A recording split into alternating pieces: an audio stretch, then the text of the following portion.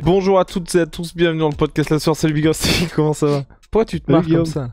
Bah parce que tu fais des blagues hors champ là. Ah bah d'accord, des blagues hors champ, bah c'est bien, toujours sympa avec les agriculteurs. Alors Big Rusty, on va commencer. on va commencer. On va parler de Paulo Costa Borrachinha. Paulo Costa Borrachinha qui va peut-être partir de l'UFC. Et c'est ce que je trouve qui est intéressant, c'est l'objet de notre podcast avec Big Rusty, c'est que là, mine de rien, ils vont peut-être laisser passer une de leurs stars qui est de plus en plus vocale. Et surtout, ce que je trouve intéressant avec Paulo Costa Borrachinha, c'est que certes, là, il a pleinement accepté son costume de mec qui fait le show et de gars qui est extrêmement divertissant sur son Twitter. Mais on est peut-être à ça d'avoir le dernier combat de Paulo Costa contre Robert Whittaker à l'UFC en février prochain. Ce qui est bien évidemment important, c'est que là, on est à ça de l'avoir parce qu'il n'a pas remporté ce combat. En cas de victoire, je pense que l'UFC le sécurise. En cas de défaite, c'est moins sûr, et d'ailleurs c'est pour ça aussi qu'il affronte Robert Whittaker. Big Rusty, en tout cas, on va voir ça tout de suite, générique. Soit.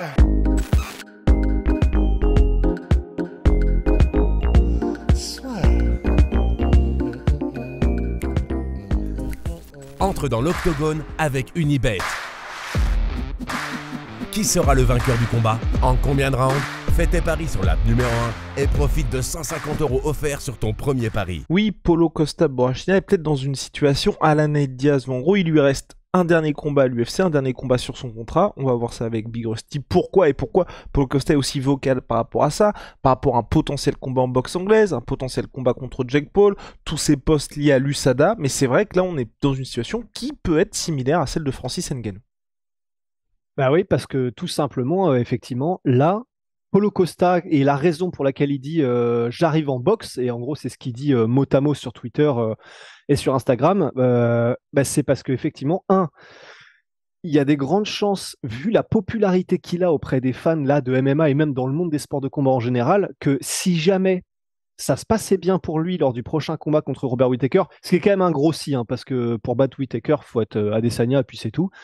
Mais si jamais il arrivait à battre Whittaker, il est donc effectivement libéré de son contrat. On sait que pour l'UFC, ils peuvent matcher, c'est-à-dire ils peuvent donner une équivalence, égaler la proposition d'autres organisations de combat. Et si jamais ils veulent absolument garder le combattant, qui pourtant est normalement hors de son contrat. Donc on a envie de se dire, théoriquement, une fois qu'il a fait son dernier combat dans le contrat, il est libre. Et en fait, non. L'UFC peut décider.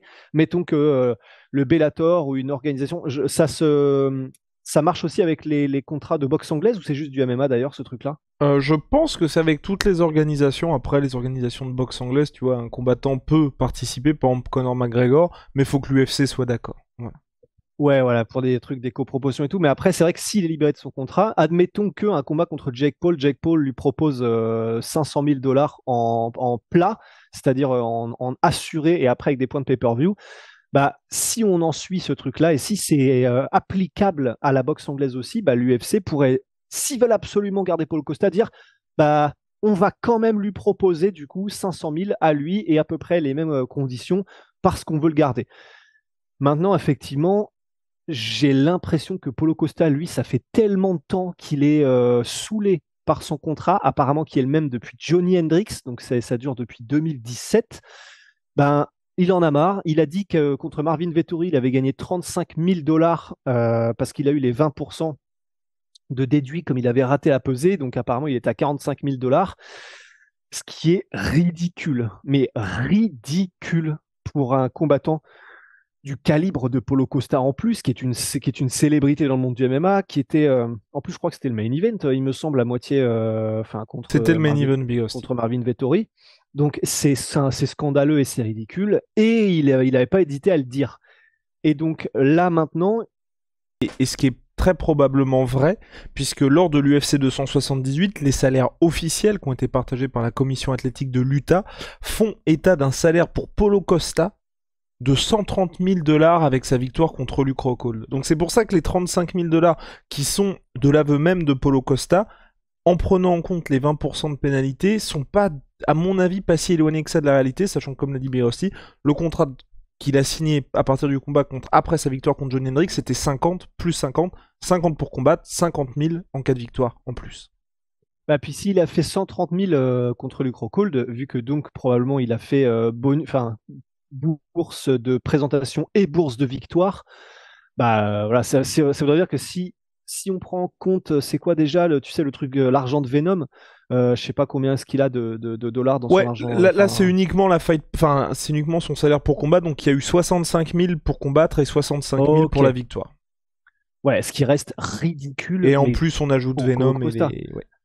Ouais, voilà. Mais donc, effectivement, on comprend tout à fait qu'il soit saoulé par ce truc-là. Et donc, prenant tout ça en compte, bah, effectivement, il apparaît qu'il a hâte de pouvoir se sortir de tout ça, Paulo Costa, et de tester un petit peu les eaux à l'extérieur de l'UFC. Et en vrai, franchement, vu là tout de suite maintenant ce qu'il peut y avoir à disposition pour Jake Paul, franchement, moi je serais très très très chaud pour un Paulo Costa versus Jake Paul, hein, en vrai.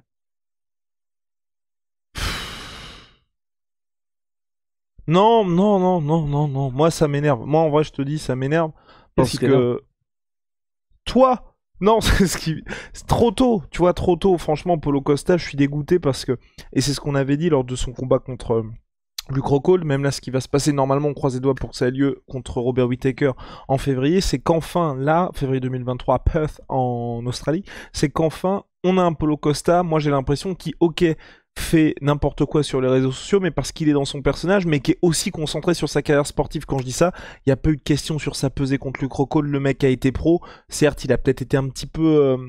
embarqué dans le combat contre Luke Rockhold. Je rappelle aussi que c'était en altitude, donc c'est vrai que ça peut avoir joué surtout pour... Enfin, ça a joué clairement pour Luke Rockhold qu'on n'avait jamais vu comme ça, et probablement pour Paulo Costa.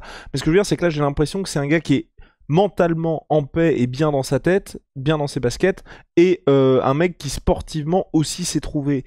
Ça m'embêterait beaucoup qu'un mec comme ça, à cet âge-là, aille chercher l'argent en boxe anglaise. Parce que je pense pas forcément, tu vois, qu'il y ait de retour une fois que t'as fait ça. Donc ok, il va prendre beaucoup de sous, probablement plus que ce qu'il a pris... Enfin oui, oui, très certainement même plus Sûr. que ce qu'il a pris au cours de sa carrière.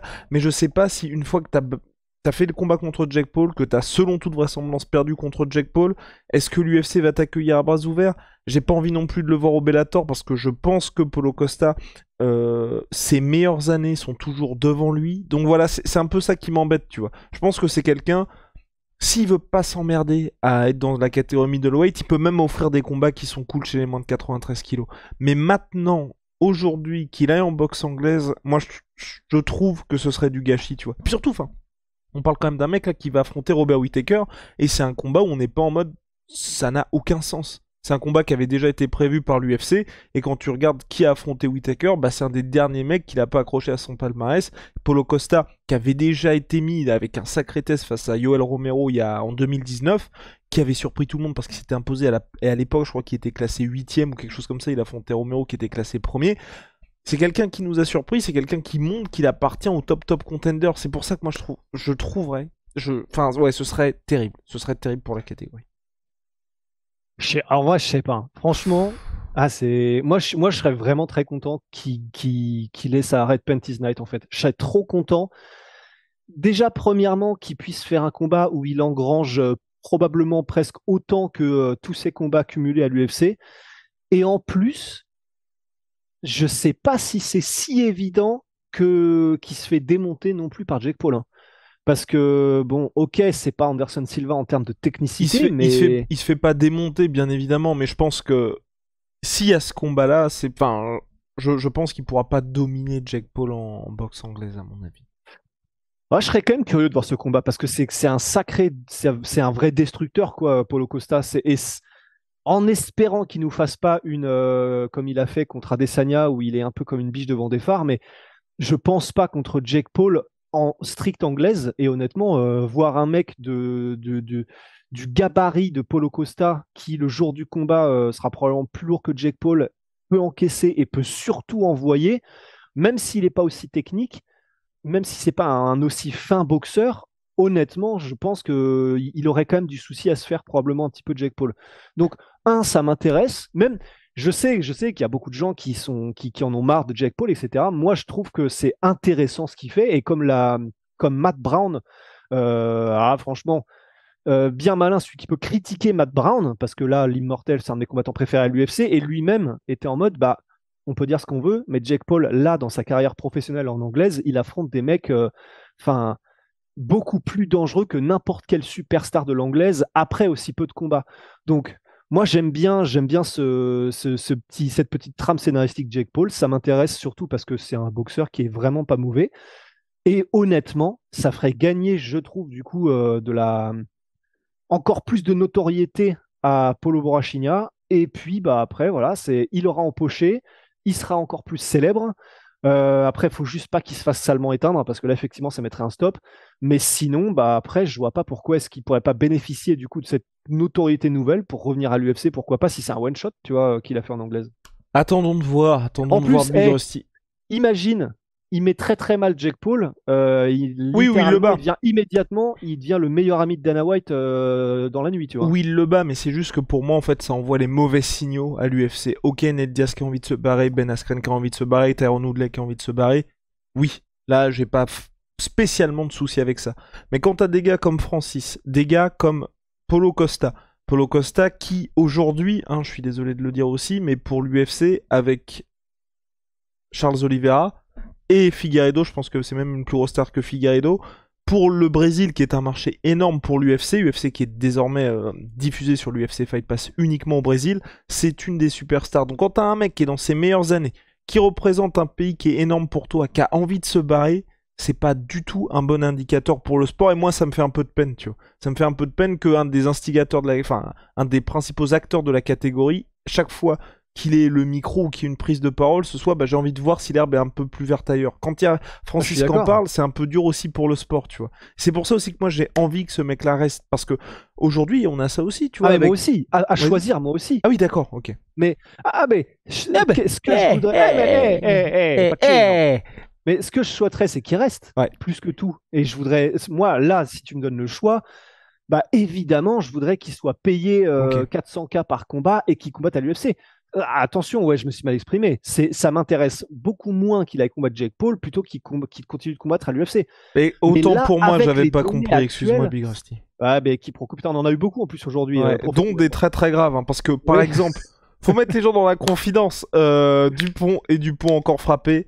Big Ben qui dit les gars, donc là on a sorti une brique chez Onae, donc c'est 250 grammes de savon, on va bientôt les recevoir, là c'est déjà en vente, donc vous allez sur onae.fr, c'est notre plus gros savon, donc soit pour vous des douches pour plusieurs mois, ou si vous voulez assommer quelqu'un, ou si vous voulez tout simplement caler un semi-remorque, c'est parfait, c'est la brique by Onae. Du coup Ben qui dit bon bah les gars, elle est où la description, machin, faut envoyer la description, hostile. Let's go, on est chaud. Moi, je suis en mode, allez, faut envoyer. Sauf que c'était pas le post d'annonce, c'était le post de la description pour le site qui devait rester secret, puisqu'on devait envoyer ça mercredi. Puis on a frappé, on a envoyé ça il y a quelques heures. C'était toujours pas en vente, la page du site était pas prête. Toujours là pour vous servir, les gars. Mais finalement, ça y est, en tout cas, on a accéléré un petit peu le truc. C'est pas sorti ce mercredi, mais finalement, c'est sorti lundi depuis quelques heures. La brique Bayonnaise, elle est disponible. Rusty. Je me suis perdu dans notre digression. Non, mais on parlait de quiproquo parce que justement, moi, à choisir, oui, je préfère bien sûr qu'il reste à l'UFC. Mais c'est juste que, étant conscient de ce que l'UFC a à lui proposer, ou plutôt de ce qu'ils n'ont pas à lui proposer en termes de somme, en termes d'argent, de salaire, bah là, avec les données actuelles, moi, je kiffe Polo Costa et j'ai envie qu'il soit mis bien, en fait. Donc oui, je préférerais qu'il combatte à l'UFC en tant que spectateur du sport et du MMA. Mais comme il le peut visiblement pas et que l'UFC a pas l'air de se précipiter au portillon pour lui filer un nouveau contrat incroyable, bah voilà, moi je suis en mode qu'il aille se faire plaisir en boxe, quoi, personnellement. Qu'il aille se faire, pardon ? Plaisir. Je plaisante. En tout cas, Polo Costa, moi je suis du même avis que toi, mais de toute façon, et c'est là la très bonne nouvelle, c'est vraiment dans une situation où l'UFC a l'habitude de faire ça, c'est ils mettent les gars face au mur. Comme Francis contre Cyril Gane. Si Francis perdait, vous inquiétez pas, là que Francis, ce serait terminé pour lui. Sauf qu'il a gagné contre Cyril et aujourd'hui, c'est lui qui a la main. Si Polo Costa bat Robert Whittaker, il devient challenger numéro 1 à la ceinture. Si Adesanya s'est imposé contre Israel Adesanya, si Israel Adesanya s'est imposé contre Alex Pereira, vous avez une énorme revanche qui est là pour l'UFC parce que le premier combat a fait beaucoup d'oseille. Il y avait eu beaucoup de trash talk entre les gars. Surtout, il montrera du côté de Paulo Costa que ça y est, la rédemption est en marche en ayant battu Robert Whittaker. Donc là, il aura toutes les cartes en main et là, je pense que l'UFC va s'aligner sur quasi n'importe quelle proposition salariale qui va leur demander. Par contre, s'il perd, là, à mon avis, la donne est différente. Je pense qu'on aura peut-être même une sortie de Dana White en mode, bah, vous voyez bien, le mec, ça devient n'importe quoi, il est plus sérieux et ça pourrait être la fin de Paulo Costa à l'UFC, mais en cas de victoire, et je croise les doigts, clairement, je serai full Paulo Costa, je préfère l'annoncer. Il restera à l'UFC, et puis tu vois, ce sera un petit peu plus excitant pour la catégorie. Aussi, Big Rusty, on l'a terminé? Bah, je crois, ouais. Et bah, parfait. Shout out à my sweet pea, my sweet protein, moins 33% sur tous mes protéines avec le code la sueur. Et puis la grosse bricasse by Onae, c'est sur onae.fr. Allez, à plus. Voilà. Putain, je kiffe ces petits podcasts.